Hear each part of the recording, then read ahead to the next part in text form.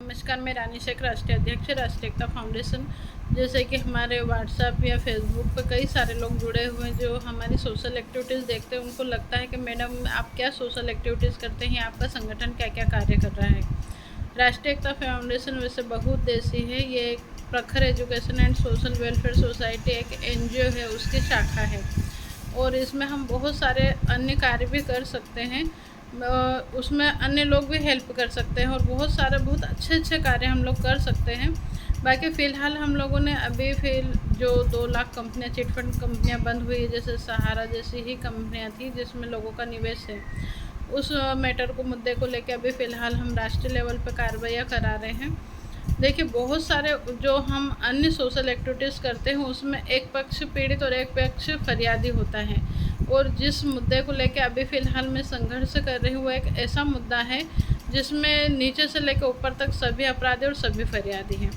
इन कंपनियों को रजिस्ट्रेशन सरकार ने दिया और सरकार ने ही ऐसी समितियां जैसे कि सेबी का गठन किया, निगरानी समितियां कि जो निवेशकों से पैसा ले रही कंपनियां उन पर निगरानी रखेगी और कोई फ्रॉड होने नहीं देगी। बाकी ना तो सरकार ने ध्यान दिया और ना ही सेबी ने ध्यान दिया। 2 लाख कंपनियां पूरे भारत लेवल पे अरबों खरबों का लूट कर चुकी हैं और लाखों एजेंट और करोड़ों निवेशक परेशान हैं। तो सरकार भी दोषी, प्लस में निगरानी समितियां भी दोषी, प्रशासन भी दोषी। प्रशासन भी अपना कार्य अगर व्यवस्थित तरीके से करता तो प्रशासन भी बहुत अच्छे से ये सारी चीज़ों को रोक सकता था। बाकी प्रशासन भी अपना कार्य ढंग से ना पहले किया ना अभी फ़िलहाल कर रहे। कोर्ट में अगर जाते हैं तो जज तो सिर्फ ये कि क्या बोला, उनके लिए कुछ बोल ही नहीं सकते कि वो केवल गवाह और सबूत के आधार पर ही फैसले देते हैं। यदि मान लो मैं हूँ और मैं पीड़ित भी हूँ पर मेरे पास में अगर गवाह सबूत नहीं है तो मेरे पक्ष के बजाय विपक्ष में फैसला सुनाया जाएगा।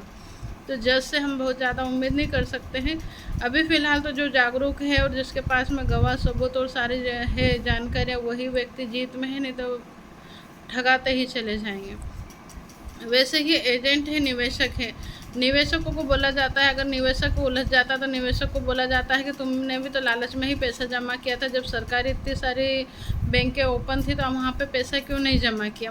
निवेशक भी पीड़ित है, बाकी फिर भी उसको उलटवार में ये सुनने को मिलता है। रहा सवाल, सबसे ज़्यादा पीड़ित जो वर्ग है वो है एजेंट। एजेंट को कंपनी मालिक भी दोषी बताता है, निवेशक भी दोषी बताता है, प्रशासन दोषी बताते हैं, वकील दोषी बताते हैं, सरकार दोषी बताती है।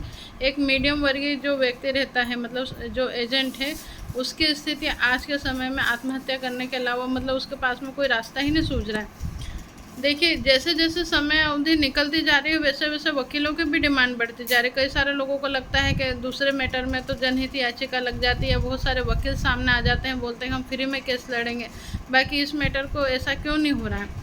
जैसे ही वकील को पता चलता है कि ये एजेंट है और इन्होंने इतना बिजनेस किया है तो वो ये भी नहीं देखते कि इनके पास उस टाइम पे बिजनेस किया था तो इनने खर्च कितना किया या आज के कितना बांट दिया है निवेशकों में, आज की इनके क्या कंडीशन, बिल्कुल नहीं देखते। सिर्फ वो ये देखते कि आपने कितना बिजनेस किया था, आपने इतना कमाया है, आपको इतना देना पड़ेगा। ये जिस एजेंट की जितनी बड़ी समस्या है, अगर वो आत्महत्या करने के कगार पे है तो उससे और ज़्यादा पैसा की डिमांड की जाएगी। यहाँ ये कंडीशन हो रही है।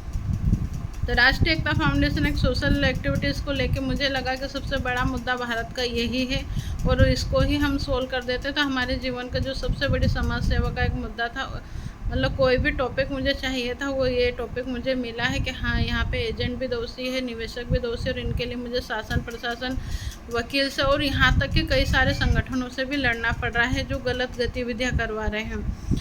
अब ऐसी कंडीशन में अगर हम किसी को जिम्मेदारी देते हैं कि भाई आप भी ये करो, तो उन्हें ये लगता है कि बहुत उलझा हुआ मैटर है। हम पीड़ितों के लिए लड़ने चाहते हैं और वहाँ पे हमें शासन प्रशासन भी हमें ही बोलता है कि आप इनके लिए क्यों लड़ रहे हो। मरने दो, इन्होंने गलती की। निवेशकों के लिए भी करें तो बोलते हैं कि इन्होंने क्यों जमा किया, या एजेंट के लिए तो उनको भी बोला जाता है कि क्यों जमा किया जाए। ये बड़ा तो है ही है कि बहुत बड़ा उद्देश्य है, बड़ी जिम्मेदारी है, पर केवल बड़ी हुई नहीं, उलझी हुई और टिपिकल कंडीशन है। अब ऐसे में जिसको खुद को बहुत सारी जानकारियां हैं वो व्यक्ति तो इस चीज़ को बहुत अच्छे से फेस कर सकता है। बाकी अन्य कोई व्यक्ति नया सोशल एक्टिविटीज़ के लिए आता तो उससे ये सारी चीज़ें नहीं हो पाती। इसलिए इसका लीड रोल मैं ही कर रही हूँ, जबकि हमारे संगठन बहुउद्देशीय और बहुत सारी चीज़ें कर सकता है। पर अब ये है कि मुझे लगातार 5 साल हो गए हैं और जहाँ तक जितना भी है हम कर रहे हैं बहुत अच्छा कर रहे हैं कि हमने एजेंटों की सुरक्षा के साथ कुछ कंपनियों के सुप्रीम कोर्ट में लेकर और धीरे धीरे करके उनका निराकरण भी हो जाएगा। अन्य कंपनियाँ भी अगर साथ में आती है तो पहली का अनुभव हमारे लिए दूसरे में काम आएगा। तो वो मुद्दा मैं बहुत अच्छे से देख सकती हूँ, इसलिए उसका लीड रोल मैं ही कर रही हूँ। बाकी मुझे लग रहा है कि हमारा संगठन जो और गतिविधियाँ कर सकता था उसमें पिछड़ता जा रहा है।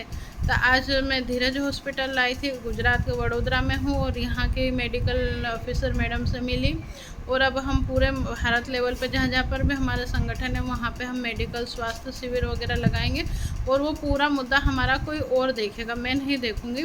वैसे ही जैसे मेरा मीडिया का चैनल भी है, न्यूज़पेपर भी है, बाकी मैं उसको नहीं कर पा रही क्योंकि मैं पूरी तरह से संगठन में ही लगी रहती हूँ। तो जो मीडिया वाला मेरा पार्ट है वो भी हमारा कोई और किसी और को हमने सौंप दिया है, वो देखेंगे। स्वास्थ्य शिविर के लिए हमने किसी और को सौंप दिया है, वो देखेंगे। मतलब संगठन अब दूसरी गतिविधियों में भी एक्टिव रहेगा। तो अगर कोई और भी सोशल एक्टिविटीज़ के लिए हमारे से जुड़ना चाहता है तो जुड़ सकता है। बाकी बहुत सारे लोगों को लगता है कि दीदी आप जो कर रहे हो उसमें हम आपकी हेल्प करें, तो वो चाहकर भी नहीं कर पाएंगे क्योंकि हम पीड़ितों को लेके जाते हैं तो पीड़ितों में से ही हमारा बहुत सारे लोग विरोध करते हैं। संगठन जो कि ये बोलते हैं कि हम पीड़ितों के लिए लड़ रहे हैं वो भी विरोध करते हैं क्योंकि उन्हें किसी को राजनीति में जाना है, किसी को केवल पैसा कमाना है, किसी को कंपनी मालिक से पैसा लेना है, तो वो संगठन भी हमारा विरोध करते हैं। मतलब ये तो इतना टिपिकल बोल सकते, बहुत टिपिकल उलझा हुआ मैटर है कि यहाँ पे पीड़ित भी दुश्मन है, प्रशासन भी हमारे साथ कंपटीशन में है, तो सरकार भी हमारे विरोध में है। हम वकीलों के पास जाए तो वकील मोटी फीस मांगते हैं, इधर से एजेंट या निवेशक दे नहीं पाते। एजेंट और निवेशक को कैसा लगता है कि हम तो आत्महत्या करने के कगार पे, कोई वकील हमारा फ्री में केस लड़े, और वकील को ये लगता है कि मैडम ऐसा अगर हमें करेंगे तो हमारा क्या होगा। मतलब बहुत उलझा हुआ मैटर है, तो उसको तो खैर मैं बहुत अच्छे से मैनेज कर रही हूँ और कर भी लूँगी। बाकी अन्य सोशल एक्टिविटीज़ के लिए किसी और को जुड़ना है तो वो जुड़ सकते हैं। रहा सवाल अभी बहुत सारे संगठन एक साथ जुट होकर कुछ गतिविधियां कर रहे हैं और राष्ट्रीय एकता फाउंडेशन एक छोटी सी टुकड़ी का लीड रोल करके अलग अपने हिसाब से काम कर रहा है। देखिए, कोई भी जब एक साथ बहुत सारी भीड़ इकट्ठी हो तब हमें उस जगह पर रुक के सोचना चाहिए कि ये सारे लोग सही हैं कर रहे हों, और अगर उनको समझ में आ जाए कि हाँ वो व्यक्ति सही कर रहा, सोच समझ के, तो हमें भी उनके साथ हो जाना चाहिए। पर हम उस समय पे किसी विशेष व्यक्ति से जानकारी लें कि ये लोग जो कर रहे हैं वो सही है या हम कर रहे जो सही है। यदि कोई इस चीज़ किसी भी मैटर को लेकर उसका कोई एक्सपर्ट ये बोल दे कि वो भीड़ जो कर रहे हो गलत कर रहे हो और आप जो कर रहे हो सही कर रहे हो, तो फिर उस एक्सपर्ट की राय को मानते हुए भले आप छोटे टुकड़े का नेतृत्व करें पर सिंगल खड़े रहें, तो आप कम से कम लोगों को ही बचा पाएंगे, पर बचा पाएंगे। अगर वहाँ पे भीड़ में ले जाके, जैसे कहते हैं ना कि भीड़ जा रही है किसी के भी पीछे, भेड़ की तरह किसी के भी पीछे जा रहे और सामने वाला इधर उधर हो गया तो वो पीछे के भीड़ का नुकसान हो जाता है। तो हम किसी का भला नहीं कर सकता तो किसी का बुरा भी नहीं करेंगे। छोटे टुकड़े छोटा संगठन लेके ही हम लोग बहुत अच्छे से मैनेज कर रहे हैं और आगे भी करते रहेंगे। अन्य सोशल एक्टिविटीज़ के लिए अगर किसी को जुड़ना है तो जुड़ सकते हैं। धन्यवाद।